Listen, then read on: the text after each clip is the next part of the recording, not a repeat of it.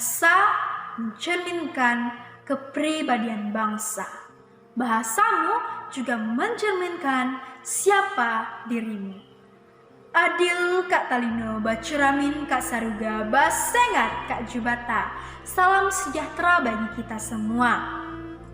Ada pepatah yang pastinya tidak asing lagi untuk kita dengarkan, yaitu tak kenal maka tak sayang. Oleh sebab itu, izinkan saya untuk memperkenalkan diri terlebih dahulu. Nama saya Grace Evelyn Turni.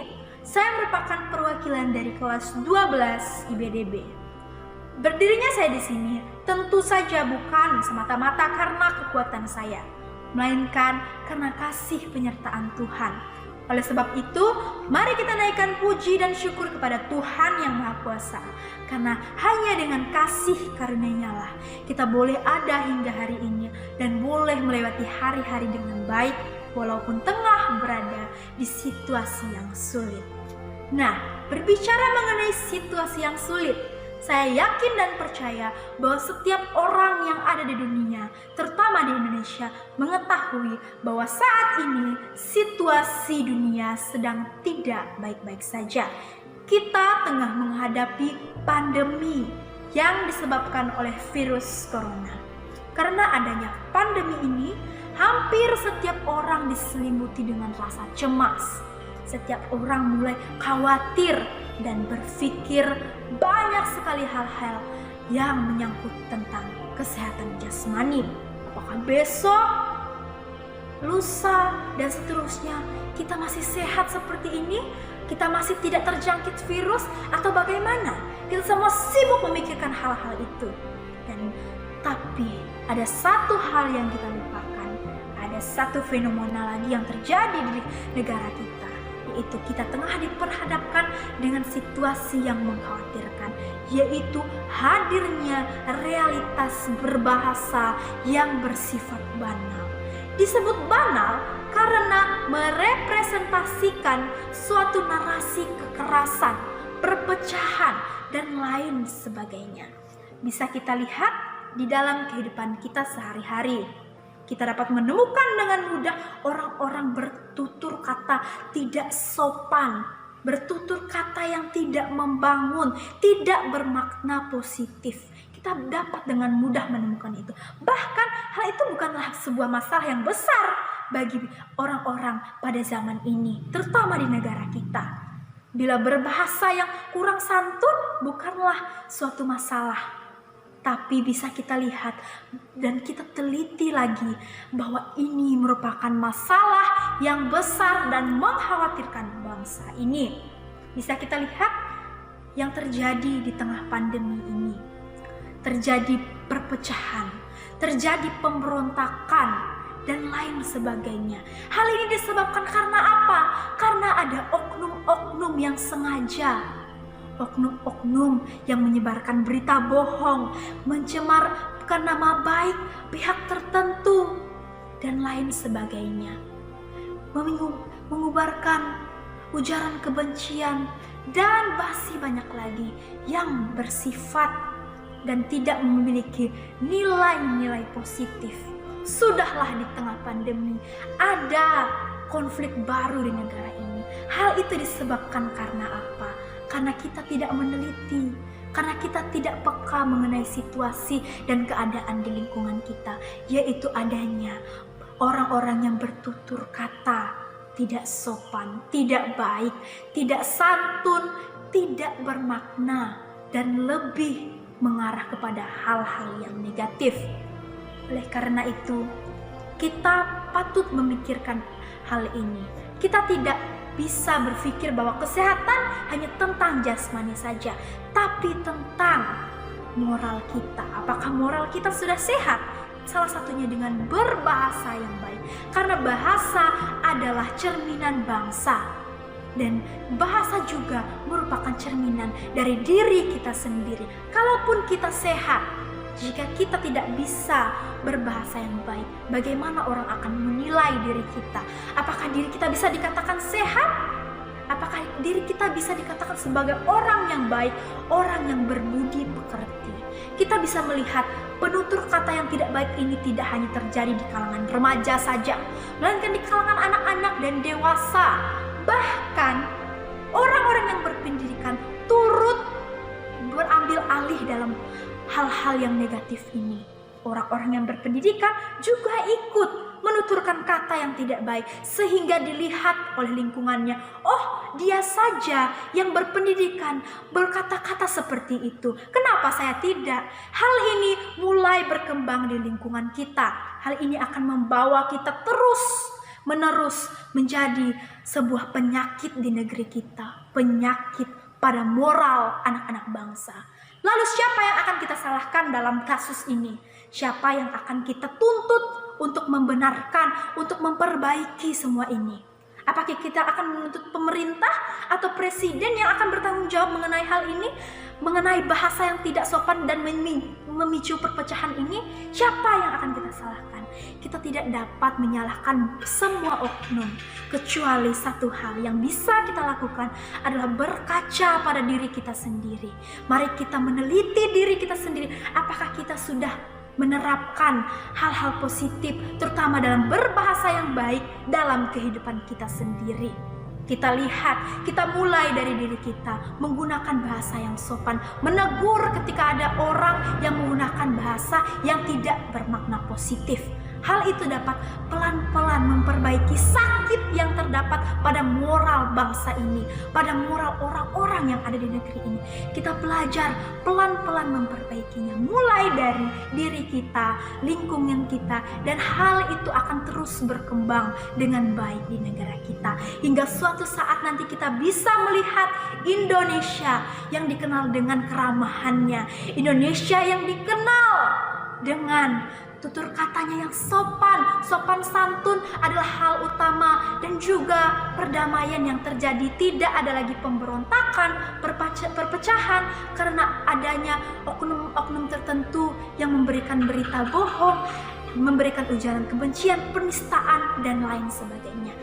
Oleh sebab itu, marilah kita mulai dari kita sendiri untuk memperbaiki moral dan berbahasa yang santun pada anak-anak bangsa di negeri ini, mulai dari diri kita sendiri.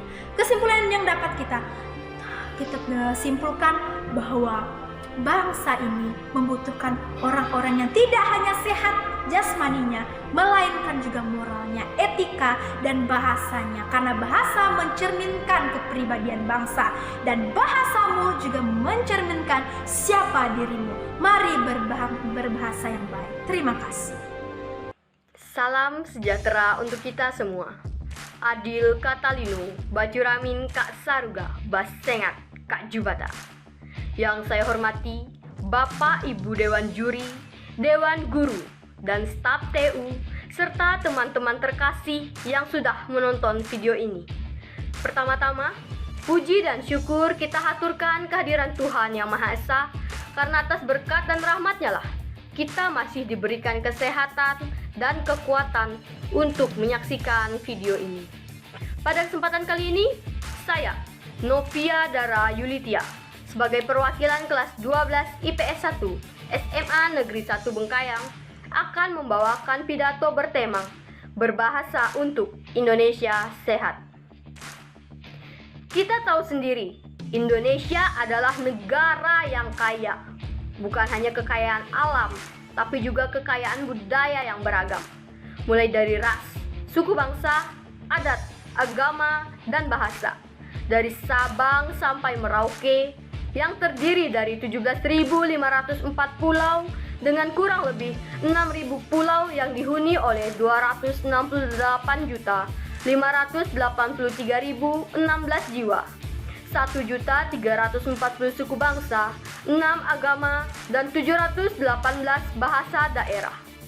Namun, dapatkah kita menguasai semuanya? Dapatkah kita bersatu dalam semua perbedaan itu? Maka dari itu, pada tanggal 28 Oktober 1928, pemuda-pemudi seluruh Indonesia berikrar dan bersatu bersama mempersatukan Sabang sampai Merauke, menciptakan keistimewaan dalam setiap perbedaan. Muncullah Sumpah Pemuda, sumpah yang sangat istimewa, perjuangan pemuda Indonesia dalam mempersatukan Nusantara. Betapa kayanya Indonesia yang sangat kita cinta ini, betapa hebatnya kita menjadi warga di Indonesia tercinta ini.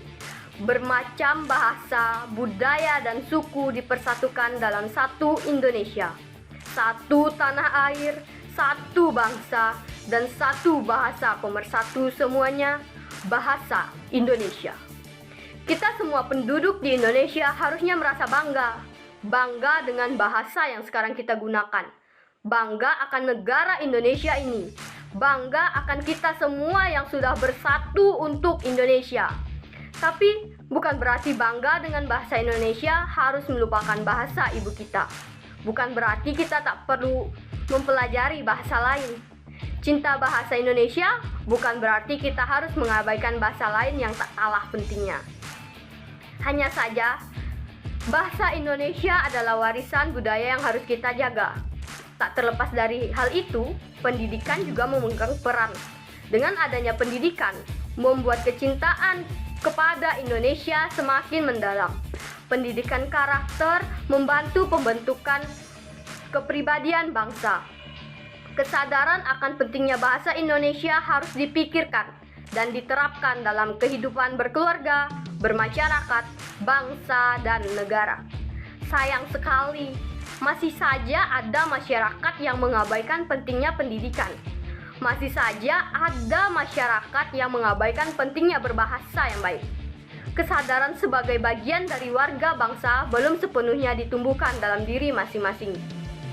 Padahal, bagaimana kita berbahasa akan menunjukkan siapa kita, siapa bangsa Indonesia, karena bahasa merupakan hasil pemikiran, sehingga cara kita berbahasa mencerminkan juga cara berpikir kita. Bahasa Indonesia sebagai bahasa yang mengikat keberagaman suku, agama, dan budaya, sebagai sebuah bangsa harus kita gunakan baik dan benar. Di saat pandemi ini, melunjaknya penyalahgunaan bahasa tak tertahankan. Media sosial menjadi sasaran. Anak kecil, remaja, bahkan dewasa menggunakan media sosial. Tujuan awalnya menguntungkan, semua golongan dapat berinteraksi dengan mudah, pekerjaan lebih cepat, mengerjakan tugas dibantu. Hanya saja, tetap ada orang-orang yang menyalahkan penggunaan media sosial sebagai media pemanasan berita, penipuan, berita palsu di mana-mana. Mudah sekali melontarkan kalimat-kalimat bernada negatif. Penggunaan bahasa kasar, cacian terjadi di mana-mana. Menyampaikan pendapat sesukanya, bullying makin meraja. Bukan hanya di media sosial, bahkan di kehidupan sehari-hari pun itu terjadi. Di rumah, di sekolah, di tempat ibadah. Yang mana hal itu kerap memunculkan perselisihan dan kesalahpahaman. Yakin sudah berbahasa dengan benar. Bukan hanya kepada sesama, tapi juga kepada yang lebih tua.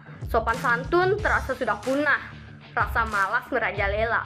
Mirisnya Indonesia. Handphone yang niatnya digunakan untuk belajar malah digunakan untuk berlomba mengikuti tren. New normal disalahgunakan, tak new normal malah tak bisa makan. Kebijakan pemerintah serba salah, baik diomongkan, jahat dibilang tak peduli. Miris, tapi itu yang terjadi. Apakah yang harus kita lakukan untuk memperbaiki Indonesia yang tengah tak baik-baik saja ini? Mari bersama kita mencintai bahasa Indonesia dengan berbahasa yang baik dan benar. Kita jaga budaya bangsa kita. Kita jaga juga bahasa Indonesia agar tidak kehilangan identitasnya. Hindarkan diri membuat pernyataan negatif di media sosial, bahkan di lingkungan sekitar. Kita budayakan berbahasa yang sehat untuk menunjukkan bahwa kita adalah generasi penerus bangsa yang hebat. Ikuti anjuran yang sudah pasti, bukan memanasi. Berpendapat sewajarnya dan secukupnya. Jangan lupa pakai masker, cuci tangan, dan tetap jaga jarak, serta jaga kesehatan. Sekian dari saya. Terima kasih atas kesempatan yang telah diberikan. Mohon maaf jika ada perkataan yang kurang berkenan.